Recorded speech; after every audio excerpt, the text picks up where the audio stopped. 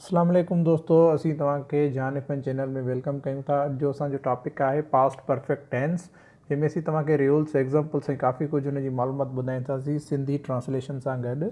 A tense which denotes the action which had been started in past by subject and it was completed either in past also, or it shows the action that began before the time of speaking in past and stopped at that time or just before it. It is called past perfect tense.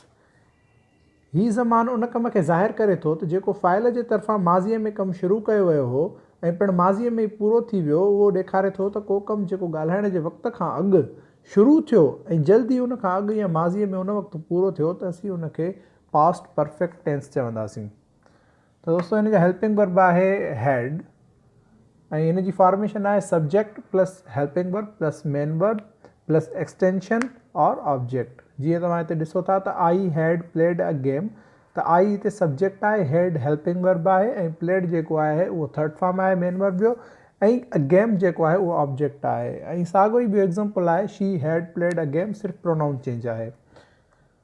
ऐं हिन जेके pronounce आहिनि आई V you they ही she it या नालो को बि हुजे, उन्हनि सभिनी सां गॾु हेल्पिंग वर्ब हैड ई यूज़ थींदो, छो जो इहो सिर्फ़ु हिकिड़ो ई हेल्पिंग वर्ब आहे पास्ट परफेक्ट टेंस जो। ऐं उन सां गॾु जेके मज़ीद एग्ज़ाम्पल्स आहिनि, जीअं I had eaten a mango, मां अंबु खाई छॾियो हो या मां अंबु खाधो हो।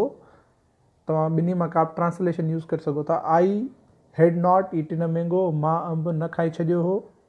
Had I eaten a mango, छा मां अंबु न खाई छॾियो हो।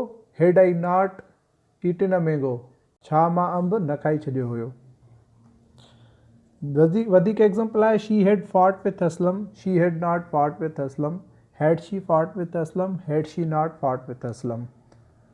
ऐं उन सां गॾोगॾु मां हर दफ़े तव्हांजे लाइ सेंटेंस खणी ईंदो आहियां, त पंहिंजी रफ़ कापी ते नोट कयो। पंहिंजनि दोस्तनि सां जोश में भाकुर पातो हो, तव्हां मूं लाइ मसइला पैदा कया हुआ, उन्हनि तमामु सुठो पढ़ायो हो, हू पंहिंजे दुश्मननि खां डिॼी हुई, हिन इस्लाम क़बूल करियो हो। दोस्तों, अगर तव्हां अञा ताईं चैनल खे सब्सक्राइब ना कयो त जल्द से जल्द चैनल खे सब्सक्राइब कयो ऐं उन सां गॾोगॾु बेल आइकन जे बटन खे पिणु प्रेस कयो त जीअं असांजूं अचण वारियूं सभु वीडियोस तव्हां ताईं पहुची सघनि। ऐं उन सां गॾोगॾु असांजी वीडियो खे तव्हां लाइक कयो, कमेंट कयो ऐं दोस्तनि ताईं शेयर कयो, त जीअं असांजी हौसला अफ़ज़ाई थिए। शुक्रिया।